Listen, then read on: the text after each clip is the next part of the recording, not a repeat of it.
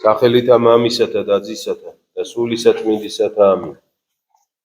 სიტყვა თქმული წმინდათა შორის მამისა ჩვენისა ლუკა ყირიმელისა. დიდმარხვის მეორე კვირას. რაც არ უნდა ხშირად ესწრებოდეთ ტაძარში საღმრთო ლიტურგიას, მაინც მწირი ცოდნა გაქვთ დიდებული საიდუმლოს უწმინდესსა და უმნიშვნელოვანეს ნაწილზე, უფლის სისხლსა და ხორცზე. რამე თუ იგი საკურთხევლის დახურულ კარს მიღმა, მღვდლის მიერ საიდუმლოდ აღესრულება და ჩვენს სმენას მხოლოდ მისი ცალკეული სიტყვები სწვდება. მაგრამ ძალზე მნიშვნელოვანია ცოდნა იმისა, რომ საკურთხევლის დახურულ კარს მიღმა, როდესაც გუნდი გალობს, შენ გიგალობ, შენ გაკურთხებ. სულიწმინდის მოქმედებითა და მღვდლის ლოცვით უდიდესი საიდუმლო აღესრულება. პური და ღვინო ქრისტეს ჭეშმარიტ სისხლად და ხორცად გარდაიქმნება. სამყაროს სიცოცხლე. რომელ სიცოცხლე? სიცოცხლე საკმაოდ მრავალფეროვანია. არსებობს მცენარეთა და ცხოველთა სიცოცხლე. არის მიწაზე გართხმული ბალახის უბადრუკი არსებობა, რომელსაც ყველა თელავს, ხოლო საქონელი ჭამს. ხარობს შამბი, ჭინჭარი და ეკალი. ცოცხლობენ წვიმის ჭია და თხუნელა, რომელიც გამუდმებით მიწას თხრის და მზის სხივს ვერ ხედავს. ცოცხლობს დიდი მუხა, ლიბანის მედიდური კედარი და ცაში აჭრილი ტანწერწეტა კიპარისი. სიცოცხლე გააჩნიათ ღამურებსა და დღის სინათლის მოშიშ ღამის ჭიტებს. ამაყად ბოინობს ზეცაში ღონიერი არწივი. ძლიერი და დიდებულია უზარმაზარი ტყე. იქ ბინადრობენ საზიზღარი გომბეშოები და შხამიანი გველები. ჩვენი საყვარელი უწყინარი შინაური ცხოველები, მუდამ რომ გვიცავენ. ასევეა ადამიანშიც.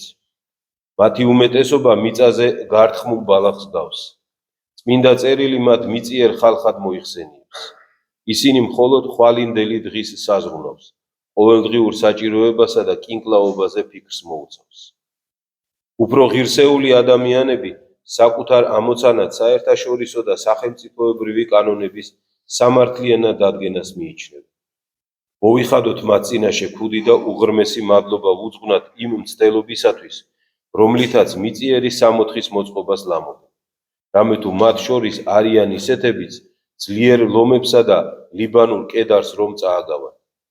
არსებობენ დიდი მეცნიერები, ფილოსოფოსები, რომლებიც ცაში აჭრილ არწივს მოგვაგონებენ, მაგრამ მათ კეთილშობილ საქმიანობას, შამს, ჭინჭარს, ეკალს, გომბეშოსა და შხამიან გველებს მიმსგავსებული, ყველაზე მდაბიო ადამიანები უშლიან ხელს. ისინი ქურდები, ყაჩაღები, მკვლელები, თაღლითები, მექრთამეები, სახალხო დოვლათის დამტაცებლები არიან. მაგრამ განაუმაღლესი წესრიგის, მიწიერი ცხოვრებისა და მიწიერი სამოთხის მოწყობისათვის ხდება წმინდა ტაძრებში დიდებული, უსისხლო მსხვერპლშეწირვა ქრისტეს სისხლისა და ხორცისა.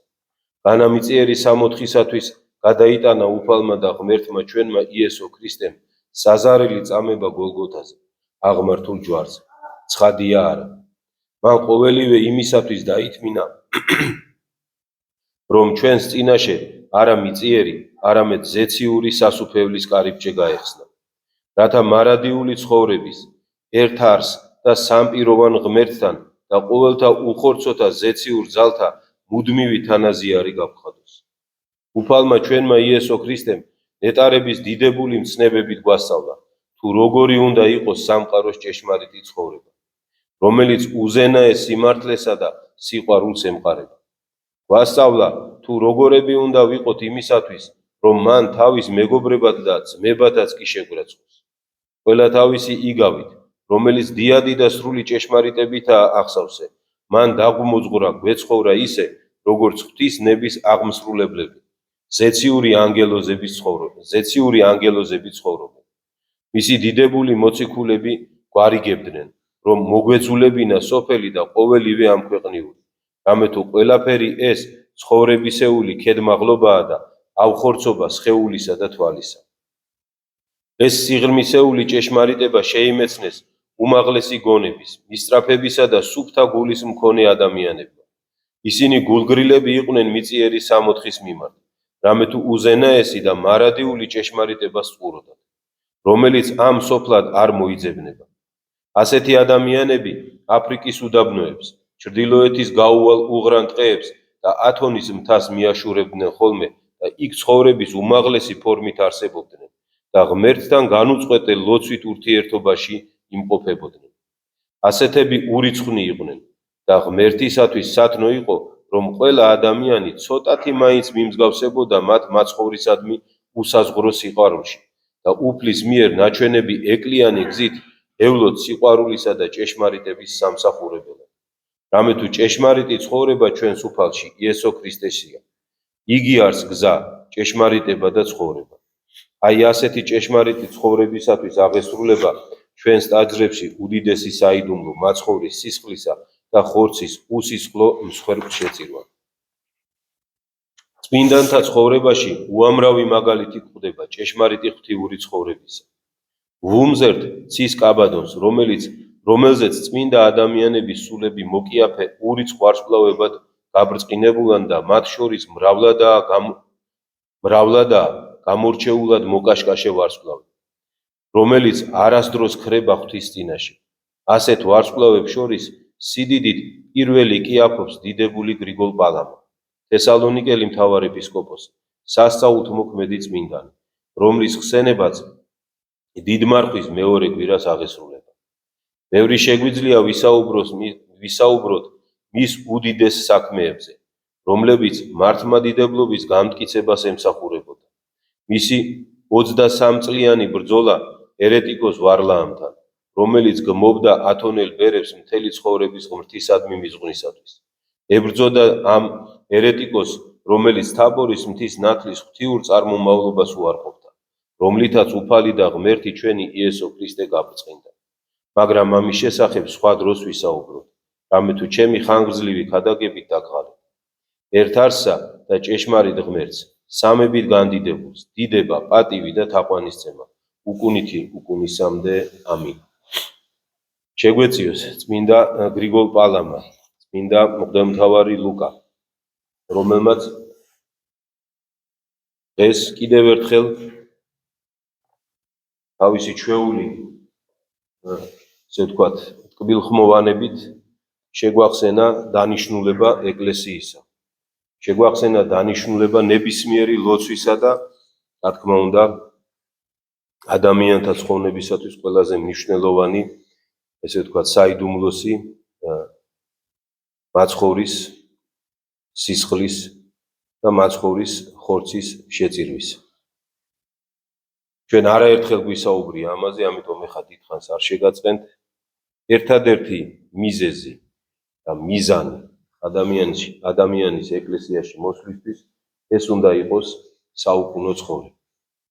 არამც და არამც ადამიანი ეკლესიაში მოსული არ უნდა ფიქრობდეს ამ ქვეყნიური კეთილდღეობის მოწყობას, იმიტომ რომ ეს იქნება შეურაცხყოფა ქრისტეს მსხვერპლისა, რომელიც მან ჯვარზე ჩვენთვის, თითოეული ჩვენთაგანისთვის და მთელი კაცობრიობისთვის დაითმინა. კიდევ ერთხელ გავმეორდები, უფალი არ მოსულა იმისთვის, რომ ამ ქვეყნიური სამოთხე მოეწყო. არ მოსულა იმისთვის, რომ ადამიანისთვის ესწავლებინა, როგორ უკეთ უნდა იცხოვროს, როგორ უკეთ უნდა ასიამოვნოს საკუთარ ხორცს, არამედ მოვიდა მხოლოდ და მხოლოდ იმისთვის, რომ ეუწყებინა კაცობრიობისთვის, რომელსაც დავიწყებული ჰქონდა და სამწუხაროდ უნდა ვთქვათ, მიუხედავად იმისა, რომ 2000 წლის წინ იქადაგა უკვე ქრისტემ, დღესაც დავიწყებული აქვს თავისი პირველი მიზანი, რისთვის შეიქმნა ადამიანი. აი ეს რომ ქონდა, დაივიწყა ადამიანმა, ამის შესახსენებლად მოვიდა უფალი და უთხრა, რომ შეინანეთ რამე თუ მოახლოებულია სასუფეველი ცათა. გამოსწორდით, მომისმინეთ, გამომყევით მე. აი ეს თქვა უფალმა, რომ შეგიყვანოთ იქ, რისთვისაც შეგქმენით. მაგრამ სამწუხაროდ ადამიანები ჩვენ ისევ და ისევ, კვლავ ისევ მიწისკენ ვიყურებით, კვლავ ისევ ჩვენი მიზნები ხორციელია და სამწუხაროდ კვლავ ისევ ძალიან გვიყვარს ეს სოფელი. არადა ჩვენ ვიცით, რომ მოციქული ამბობს, რომ ვისაც ეს სოფელი უყვარს, ის მტრად აღუდგება ღმერთს. როგორი სიტყვები არის, როგორი მძიმე მოსასმენი სიტყვებია, მაგრამ აი რომელ ჩვენთაგანს არ გვიყვარს სოფელი, რომელი ჩვენთაგანის ფიქრებისა და აზრების 99% არ არის მოცული ამასოფლით. აი რომელი ჩვენთაგანის. ამის ყველაზე ნათელი მტკიცებულება არის ხოლმე ჩვენი ლოცვა. აი როცა ლოცვაზე ვდგევართ, დავაკვირდეთ ხოლმე პირუთვნელად გამსაჯოთ საკუთარი თავი და ვთქვათ, რამდენი ხანი ვფიქრობდით ნამდვილად ლოცვის სიტყვებზე და რამდენი ხანი ვფიქრობდით იმ პრობლემებზე, რომლებიც რეალურად გვაწუხებს. აი, როდესაც გონება გვეფანტება ლოცვის დროს, ეს მხოლოდ და მხოლოდ ამის ბრალია, იმიტომ რომ სხვაგან არის ჩვენი გონება, სხვა საზრუნავით არის მოცული და ჩვენ ლოცვის დროს ხოლმე ვაიძულებთ საკუთარ თავს, რომ რაღაცნაირად მოვტრიალდეთ ღმერთისკენ. ამიტომ ვევედროთ წმინდა გრიგოლ პალამას იმ მამებს, რომლებზეც წმინდა ლუკა საუბრობდა და რომელთაც ნამდვილად ღირსეულად თვითონაც მიეკუთვნება ადამიანებს, რომლებმაც მთელი თავიანთი ცხოვრება ღმერთს შეწირეს, რომლებმაც მართლა დაიჯერეს. ცოტა ისე ჟღერს ახლა, მაგრამ რომელთაც მართლა დაიჯერეს იესო ქრისტეს ქადაგება და მართლა აღასრულეს მისი სიტყვა და ცხოვრების მიზნად გაიხადეს მისი სიტყვის აღსრულება. ჩვენსავით კი არ წაუყურებდნენ ხოლმე უფლის სიტყვას. არა, ყველა სიტყვას, რომელსაც იგებდნენ უფლისგან, ბოლომდე ასრულებდნენ. აი ეს განასხვავებით მათ ჩვენგან, სხვა კი არაფერი. მათ უფლის სიტყვა, რომ მე ვარ გზა და მე ვარ ჭეშმარიტება, პირდაპირ მნიშვნელობით გაიგეს, ისე როგორც ჩვენ უნდა გავიგოთ ეს. პირდაპირ მნიშვნელობით გაიგეს, რომ ეს არის ის გზა, უფლის პირიდან გამოსული სწავლება არის ის გზა, რომელ გზასაც მე უნდა გავყვე, თორე დავიღუპებ. იმიტომ რომ ჩვენ ხო ვიცით, რომ ვერავინ ვერ მივა მამასგან თუ არა უფლის მიერ, მამასთან თუ არა უფლის მიერ, ქრისტეს მიერ. ვერავინ. ეს რას ნიშნავს, ხო? თუ მის სიტყვას არ ვასრულებთ, ესე იგი სასუფეველს ვერ დავიმკვიდრებთ. კიდე ერთხელ გავმეორდები, ვევედროთ წმინდა გრიგოლ პალამას, წმინდა ლუკა ყირიმელს, წმინდა ბასილი დიც, იოანე ოქროპილს, გრიგოლ ღვთისმეტყველს, მამა გაბრიელს, წმინდა პაისიათონეს, ეხლა ეს იქამდე წაგვიყვანს ეს ჩამონათვალი, რომ ვერ დავამთავრებ დღეს ამ წმინდანებზე საუბარს. ვევედროთ, რომ რაღაცნაირად ჩვენს თხოვონ ღმერთს, რომ ჩვენს გულს შეეხოს, რომ დავინახოთ მართლა, რომ რისთვისა ვართ მოწოდებულები. რამდენად დიდია ის რისთვისაც თითოეული ჩვენთაგანი მოწოდებულია იმაზე, რისთვისაც ჩვენ თელს ჩვენს ენერგიას ვხარჯავთ სამწუხაროდ ჩვენი ცხოვრების მანძილზე. იმიტომ რომ თუ ეს არ მოხდა აქ ჩვენი ცხოვრების განმავლობაში, მერე როდესაც ღვთის წინაშე დადგება თითოეული ჩვენთაგანი, ღმერთმა დაგვიფაროს, მერე გვიანი იქნება. მერე შეიძლება ვეხვეწოთ სიკვდილს, რომ ერთი წუთი მოგცეს. აი ერთი წამი მოგცეს, რომ შევინანოთ, მოვასწროთ, რომ აი სრემლი დავღვაროთ, მოვასწროთ, რომ რაღაცა ვისაც ვაწყენინეთ, შეურიგდეთ. აი ადამიანი თვალებს რომ დახუჭავს, მერე რომ გაახელს სიკვდილში უკვე, მერე აი რაც არ უნდა გონიერი სიტყვები თქვას, რაც არ უნდა ეხვეწოს, არაფერი შეიცვლება. აღარაფერი აღარ შეიცვლება.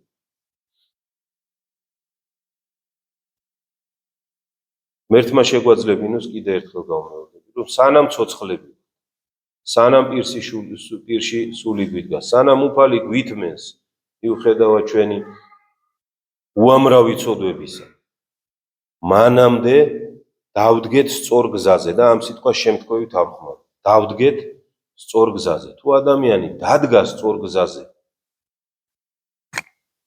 უკვე იქ დამთავრდა გამარჯვებული. ოღონ უნდა იაროს ამ გზაზე, რა თქმა უნდა, ეხლა შუაგზიდან არ უნდა გადაუხვიოს, მაგრამ თუ დადგას სწორ გზაზე, თუ სწორი არჩევანი გააკეთა, მერე უკვე ყველაფერი არის დროის საკითხი. ადამიანი ნელ-ნელა სწავლობს ყველაფერს. ამ გზაზე რო დგას, ნელ-ნელა სწავლობს, ღმერთი ეხმარება, წმინდანები ეხმარებიან. ლოცვა ეხმარება, მარხვა ეხმარება, ზიარება ეხმარება, სინანული ეხმარება. და ასეთი ადამიანს ღმერთი აუცილებლად შეიწყალებს. აუცილებლად. ღმერთმა აი ამ ადამიანთა რიცხვში ვამყოფოს თითოეული ჩვენთაგანი და ყველა ადამიანი დედამიწაზე. ერთმა დაგლოცო და გავიგო.